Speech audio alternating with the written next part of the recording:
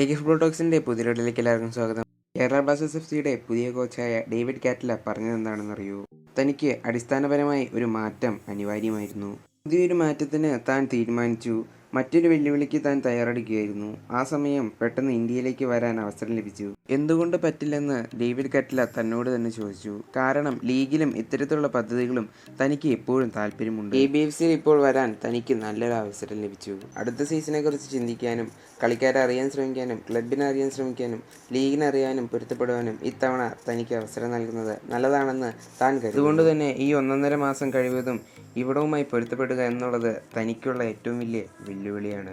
കുറഞ്ഞത് ഈ അറിവോടെയെങ്കിലും തനിക്ക് പുതിയ സീസൺ ആരംഭിക്കാൻ ഇന്ത്യയിൽ അവസരം ലഭിച്ചു. ബ്ലാസ്റ്റേഴ്സിന് മാറ്റങ്ങൾ ആവശ്യമാണെന്ന് തനിക്കറിയാം.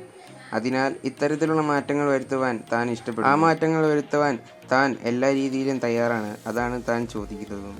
ഇതൊരു വലിയ മാറ്റമാണ്. കാരണം സ്പെയിനിൽ നിന്നും ഇന്ത്യയിലേക്ക് വരാൻ തീരുമാനിക്കുമ്പോൾ നിങ്ങളുടെ കുടുംബത്തിൽ നിന്ന് വളരെ അകലെയാണ്.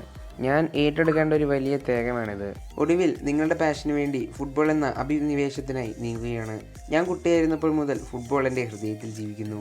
ഇതായിരുന്നു ഡേവിഡ് കാറ്റ്ലയുടെ വാക്കുകൾ. കഴിഞ്ഞ സീസണിൽ കേരള ബ്ലാസ്റ്റേഴ്സ് കൂടുതൽ ഓപ്പൺ ഫുട്ബോൾ കളിക്കുന്നത് നമ്മൾ കണ്ടിട്ടുണ്ട്.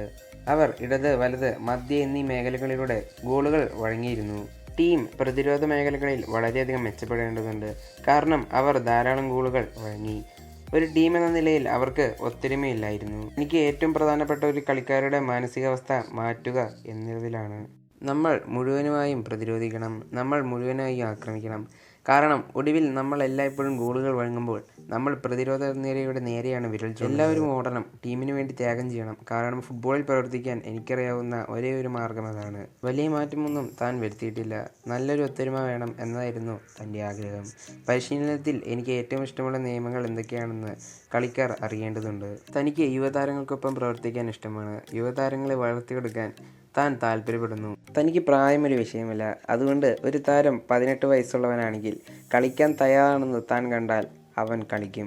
36 വയസ്സുള്ള കളിക്കാൻ കഴിയുന്ന ഒരു കളിക്കാരനുണ്ടെങ്കിൽ തനിക്ക് തന്നെ മുന്നോട്ട് നയിക്കണം. താരങ്ങളെ മുന്നോട്ട് നയിക്കണം. ക്ലബിനെ മുന്നോട്ട് നയിക്കാനും താൻ ആഗ്രഹിക്കുന്നു. കാരണം ഇവിടുത്തെ ആരാധകർ വിജയിക്കാൻ നേടാനോ അർഹനാണെന്ന് താൻ വിശ്വസിക്കുന്നു. അത് സമയത്തിൻ്റെയും പ്രക്രിയയുടെയും കാര്യമാണ്. അതൊരിക്കലും എളുപ്പമല്ല. തൻ്റെ താരങ്ങളിൽ നിന്ന് 100% ആത്മാർത്ഥത താൻ ഉറപ്പ് നൽകുന്നു. അപ്പോൾ ഇന്നത്തെ വീഡിയോ ഇത്രേ ഉള്ളൂ. ഇതുപോലുള്ള ഫുട്ബോൾ അപ്ഡേറ്റ്സിന് ചാനൽ സബ്സ്ക്രൈബ് ചെയ്യുക. പുതിയൊരു വീഡിയോയുമായി വരുന്നവരെയും ഗുഡ് ബൈ.